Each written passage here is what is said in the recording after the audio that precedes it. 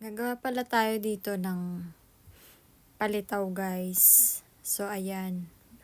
Nag-ano ako ng butter, condensed milk at 2 pirasong egg yolk. Ayan. Continue lang sa paghalo-halo hanggang sa ganito na yung mangyari. Makuha natin yung pinaka mixture niya.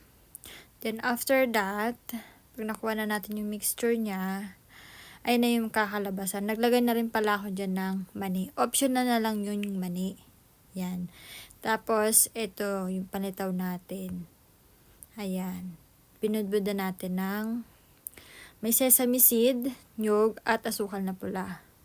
Yung sesame seed, kailangan isingag muna natin siya, guys, para mas umano yung aroma. Ito nga pala yung mga palitaw natin na ginawa. So, ayan. 20 pesos yung nakalagay sa ganyan.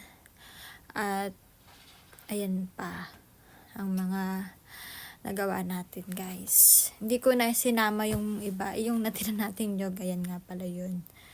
So, ito na yung palitaw natin. Special palitaw. At gumawa na rin pala tayo ng creamy gelatin. Ayan. Thank you for watching, guys.